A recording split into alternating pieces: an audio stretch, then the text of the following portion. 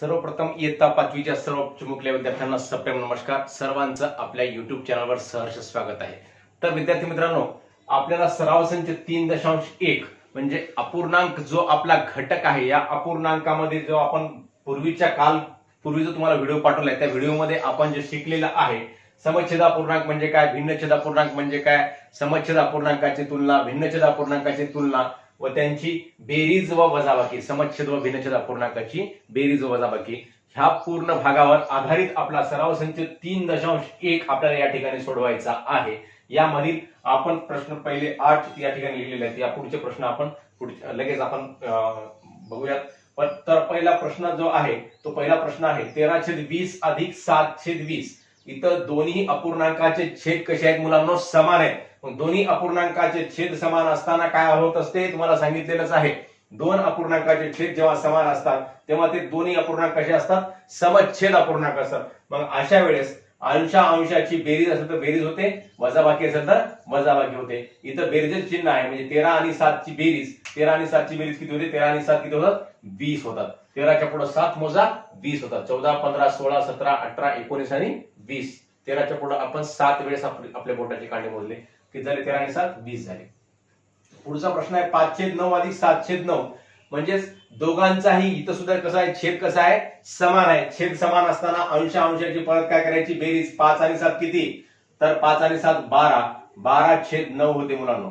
मग दुसऱ्याचं उत्तर काय आहे? 12/9. पहिल्याचं आहे 20/40 आणि दुसऱ्याचं आहे 12/9. 20/40 आणि 12/9. तिसरा आहे 27/23 वजा 16/23. या ठिकाणी सुद्धा छेद समान आहे, परंतु या दोन अपूर्णांकामध्ये काय बेटा या ठिकाणी? तर वजाबाकीचं चिन्ह आहे. वजाबाकी चिन्ह आहे म्हणजे पहिल्या अपूर्णांकातून दुसरा अपूर्णांक काय करायचा आहे? वजा करायचा. म्हणजे फक्त अंशाची वजाबाकी करायची, छेदाला छेद समान ठेवायचा. म्हणजे 23 ला 23 राहते मुलांनो आणि 27 मधून 16 काढायचे, 7 मधून 6 गेला तर 1 राहते आणि 2 मधून 1 गेलं तर 1 राहते. म्हणजे 11/23. 11/23 म्हणजे पर्याय क्रमांक 2 आपलं उत्तर आहे. तर आता चौथ्या प्रश्नापासून आपल्याला या ठिकाणी आपल्याला बघायला भेटेल इथं काय आहे? छेद समान आहे का? छेद समान नाही. मग छेद समान नसताना काय करायचं हे सुद्धा तुम्हाला सांगितलेलं आहे. तर काय करायचं असते? तिरकस गुणाकार करायचा. पहिल्याचा अंश आणि दुसऱ्याचा छेद, अधिकला अधिक, दुसऱ्याचा अंश आणि पहिल्याचा छेद यांचा तिरकस गुणाकार करायचा आणि छेदाछेदाचा गुणाकार करायचा व आपल्याला अशा प्रकारचं गणित सोडवायचं. तर चौथं गणित आपण या ठिकाणी सोडूयात. 7/5 अधिक 9/8 बरोबर आहे. काय करायचं? 7चा आणि 8चा गुणाकार 7 गुणिले 8. दोघांच्या मध्ये अधिकचं चिन्ह आहे तर अधिकला अधिक, नंतर 9 गुणिले 5. दुसऱ्याचा अंश आणि पहिल्याचा छेदाचा आपण गुणाकार केला या ठिकाणी. नंतर खाली छेदाछेदांचा गुणाकार 5 गुणिले 8 बरोबर आहे. 7/8 56 अधिकला अधिक 9/5 45/45 या ठिकाणी गुणाकार करून घेतला जो आपला दिलेला आहे आणि दोघांच्या मध्ये या दोन गुणाकारांच्या मध्ये एक बेरीज चिन्ह आहे ते जसं तसं आपण या ठिकाणी दिलेलं आहे. मग 56 आणि 45 यांची बेरीज 6 आणि 5 11ला 1, 5ला 1, 5 आणि 1 6, 6 आणि 4 10, 101/40 हे याचं उत्तर आहे. म्हणजेच पर्याय क्रमांक 3 या ठिकाणी उत्तर आहे. आपल्याला इथं लिहायची आवश्यकता नाही, आपण असं सरळ घेऊ शकता. इथं पर्यायाला राईट करू शकता, इथं लिहिण्याची आवश्यकता नाही. पण तुम्हाला एक समजावं या ठिकाणी आपण काय लिहिलं म्हणून इथं आपण लिहित आहोत. लिहिण्याची तशी बघितलं तर आवश्यकता नाही. मग 12/13 वजा 3/5 या ठिकाणी सुद्धा काय? या दोन अपूर्णांकांची वजाबाकी आहे मुलांनो आणि वजाबाकी आहे, परंतु यांचे छेद कसे आहेत? समान आहेत का? नाहीत. छेद समान नाहीत म्हणजे काय करावं ते? मग इथं सुद्धा काय करावं ते? तिरकस गुणाकार. पहिला तिरकस गुणाकार करायचा, पहिल्याचा अंश आणि दुसऱ्याचा छेद याचा पहिला तिरकस गुणाकार करायचा आणि नंतर जे चिन्ह आहे ते चिन्ह द्यायचं आणि दुसरा तिरकस गुणाकार करायचा. वजा 3/5 बरोबर आहे 12 गुणिले 5 वजा 3 गुणिले 13 छेद 13 गुणिले 5 बरोबर 12/5 60. 12 1 12, 12 2 24, 12 3 36, 12 4 48, 12/5 60 आणि 13 2 26, 13 39 छेद 13 5 65 मग 60 वजा 39 किती होते बेटा?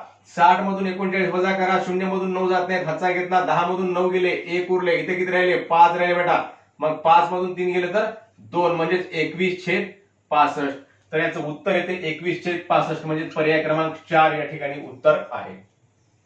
पुढचा प्रश्न 6वा. 11/13 आणि 8/13 या दोन अपूर्णांकांची या ठिकाणी तुलना करायची आहे मुलांनो.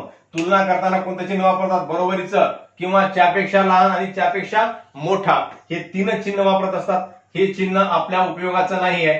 च्यापेक्षा मोठा, च्यापेक्षा लहान किंवा बरोबर, हा याचा अर्थ होतो. च्यापेक्षा लहान आहे किंवा बरोबर आहे. मग ह्या चिन्हाचा आपल्याला या ठिकाणी उपयोग नाही. मग या तीन चिन्हापैकी कोणतं चिन्ह वापरायचं? मग तुम्हाला सांगितलेलं आहे, जेव्हा दोन अपूर्णांकांचे छेद समान असतात तेव्हा ज्या अपूर्णांकाचा काय मोठा? अंश मोठा, तो अपूर्णांक मोठा असतो. ज्या अपूर्णांकाचा अंश मोठा, तुम्हाला उदाहरण सुद्धा सांगितलं होतं, 10 पैकी एका मुलाला 9 गुण पडले आणि एका मुलाला 10 पैकी 8 पडले, तर कोण जास्त गुण घेणारा कोणता मुलगा आहे? जास्त गुण घेणारा 9 गुण घेणारा, म्हणजेच जास्त हुशार कोणता आहे? 9 गुण घेणारा मुलगा हुशार आहे. तसंच इथं 13 पैकी 11 आणि 13 पैकी 8 म्हणल्यानंतर जास्त कोणते राहतील? मग 13 पैकी 11 हे जास्त राहतील. म्हणजे ही संख्या कशी आहे? मोठी आहे आणि इकडची संख्या कशी आहे? लहान आहे. मग आपल्याला कोणतं चिन्ह येईल? च्यापेक्षा लहान. 11/13 पेक्षा 8/13 कसा आहे? लहान आहे. 11/13 पेक्षा च्यापेक्षा लहान 8/13. पुढचा प्रश्न आहे 5/7 आणि 10/24. आता या दोन अपूर्णांकाची तुलना करायची आहे मुलांनो. पण इथं काय आहे? छेद समान नाही. मग छेद समान नसताना काय करायचं असते? यांचा छेद समान करून घ्यायचा. छेद समान करण्यासाठी काय करावं लागते? पहिल्या अपूर्णांकाला दुसऱ्याच्या छेदानं गुणायचं आणि दुसऱ्या अपूर्णांकाला पहिल्याच्या छेदानं गुणायचं. बघा 5/7 चं रूपांतर काय होते? 5/7 बरोबर आहे 5 गुणिले काय करायचं? 5 गुणिले 24/7 गुणिले 24 बरोबर आहे 24/5 120. 24 चा पाडा आपल्याला पाठ असेल तर आपण सरळ 120 लिहू शकतो. पाठ नसेल तर गुणाकार करायचा. 5 आणि 4 चा 0, 5 चौक 20 ला 0, 8 2, 5 2 10, 2 10 2 12 आणि 24/5 120, 24 7 144, 24 7 168 आणि 10/24. या 10/24 ला कितीने गुणायचं मुलांनो? 10/24 ला पहिल्याच्या छेदाला दुसऱ्याच्या छेदानं गुणलं, दुसऱ्याच्या छेदाला काय करायचं? पहिल्याच्या छेदानं गुणायचं, म्हणजे 7 ने गुणायचं. 10 गुणिले 7/24 गुणिले 7, 10 70 आणि 24/5 120, 24 144, 24 168. आता बघा 5/7 म्हणजेच कोणता अपूर्णांक झाला या ठिकाणी? 120/68 झाला आणि 10/24 म्हणजेच कोणता झाला? 70/168 झाला. मग ह्या दोन पैकी दोन्ही अपूर्णांकाचे या ठिकाणी छेद कसे झाले मुलांनो? समान झालेले आहेत. मग दोन्ही अपूर्णांकाचे छेद समान झाल्यानंतर ज्या अपूर्णांकाचा अंश मोठा तो अपूर्णांक मोठा असतो. हे तुम्हाला सांगितलेलं आहे, हे तुम्हाला वारंवार मी सांगत आहे. तर या ठिकाणी 70 आणि 120 पेक्षा 120 मध्ये कोणता अपूर्णांक मोठा आहे? तर 120 हा अपूर्णांक मोठा आहे. 120 मोठा आहे म्हणजेच तो कोणता अपूर्णांक आहे? तर 5/7 हा अपूर्णांक या ठिकाणी मोठा आहे. म्हणजे जो अपूर्णांक या ठिकाणी मोठा आला हे 120/168 आणि 5/7 हे दोन्ही अपूर्णांक कसे आहेत? सममूल्य आहेत. दोघांची ही किंमत कशी आहे मुलांनो? सारखी आहे. 70/168 आणि 10/24 हे दोन अपूर्णांक सुद्धा कसे आहेत मुलांनो? तर सममूल्य अपूर्णांक आहेत. म्हणजे या दोन अपूर्णांकामध्ये तुलना केली म्हणजे आपोआपच या दोन अपूर्णांकामध्ये तुलना होते. या दोन अपूर्णांकामध्ये तुलना केल्यानंतर आपल्याला 120/68 हा अपूर्णांक कसा दिसतो? मोठा दिसतो. म्हणून 5/7 हा अपूर्णांक 10/24 पेक्षा कसा आहे? मोठा आहे. 5/7 च्या पेक्षा लहान आहे 10/24, च्या पेक्षा लहान आहे 10/24. आता 8वा प्रश्न आहे बेटा. या ठिकाणी 8वा प्रश्न काय सांगितला? 1/13, 12/13, 5/13, 7/13 यातील सर्वात मोठा अपूर्णांक सांगा. तुम्हाला सांगितलं जेव्हा अपूर्णांकाचा छेद समान असतो तेव्हा ज्या अपूर्णांकाचा अंश मोठा तो अपूर्णांक मोठा असतो. मग या चार अपूर्णांकापैकी कोणाचा अंश मोठा आहे बाबा? तर या ठिकाणी 1 पेक्षा, 5 पेक्षा, 7 पेक्षा 12/13 हा अपूर्णांक या ठिकाणी मोठा आहे. म्हणजे पर्याय क्रमांक 2 आपलं बरोबर आहे. इथं सुद्धा पर्याय क्रमांक किती होता? या ठिकाणी 3 आणि या ठिकाणी पर्याय क्रमांक 2 बरोबर होता. तर अशा प्रकारे आपण या ठिकाणी प्रश्न 8 सोडवले आहेत. उर्वरित 7 प्रश्न आपण लागलीच बघूयात.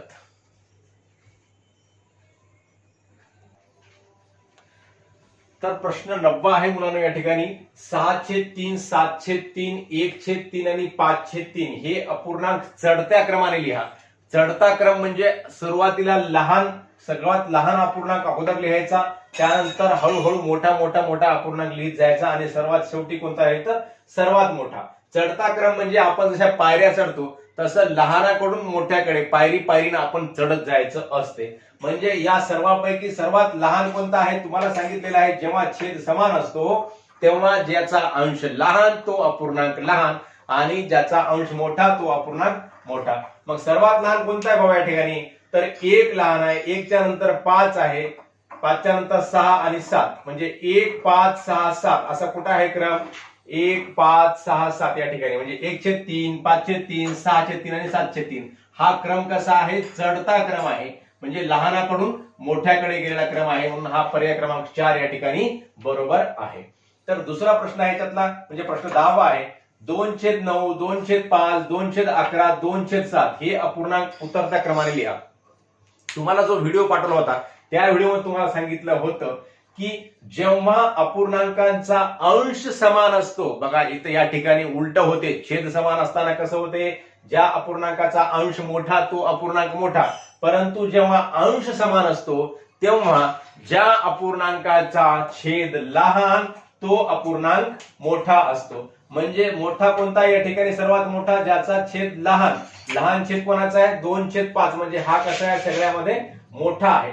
मग उतरता क्रम म्हणजे मोठ्याकडून लहानाकडे लिहायचा असते.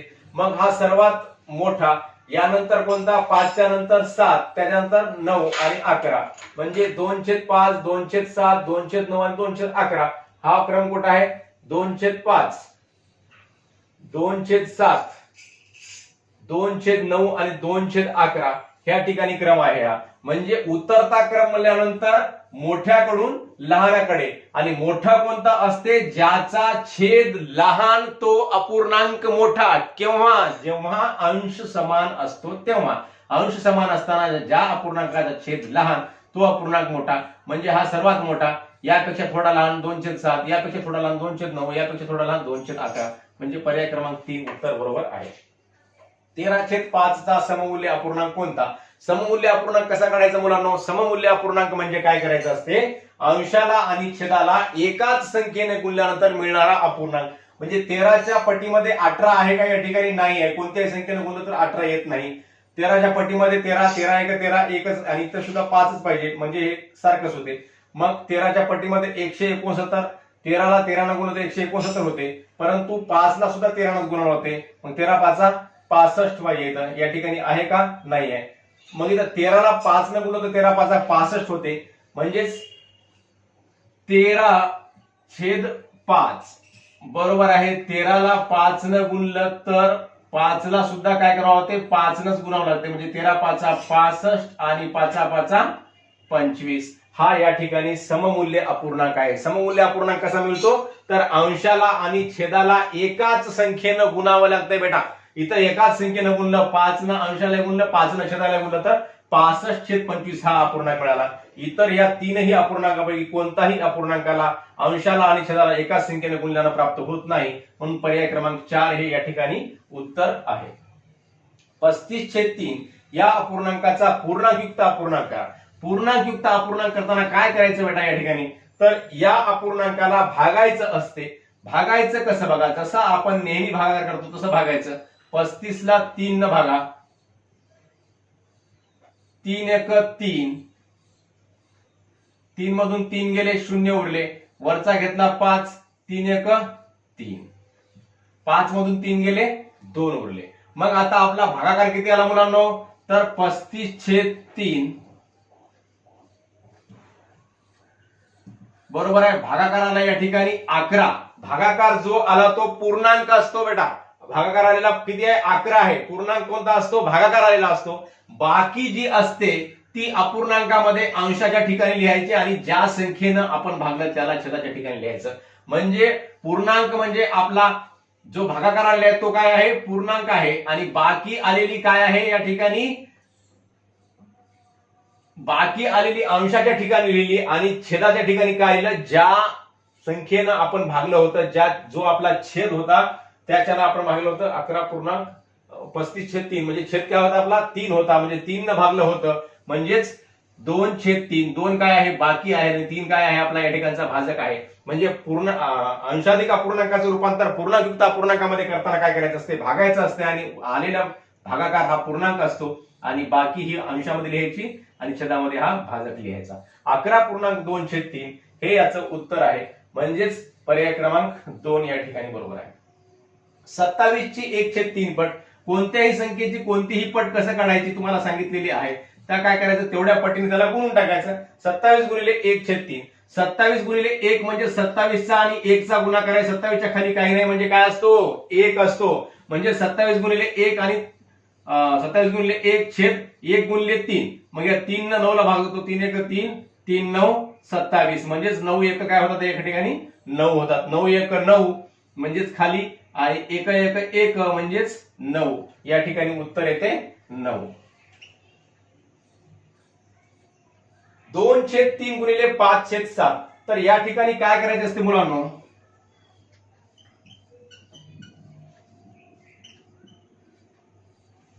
याला म्हणतात अपूर्णांकांचा गुणाकार. अपूर्णांकाचा गुणाकार करताना तुम्हाला आत्ताच सांगितलं काय असते, अंशाचा गुणाकार आणि छेदाचा गुणाकार. 2चा आणि 5चा गुणाकार 2 पंचे 10, खूप सोपा असतो अपूर्णांकाचा गुणाकार.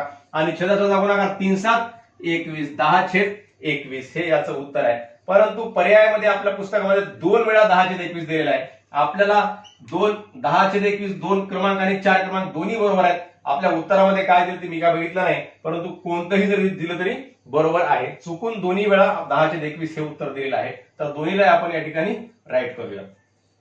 पुढचा प्रश्न आहे, शेवटचा प्रश्न 15वा. 4/10 या अपूर्णांकात 4/10 किती वेळा मिळवल्यास बेरीज 2 येईल.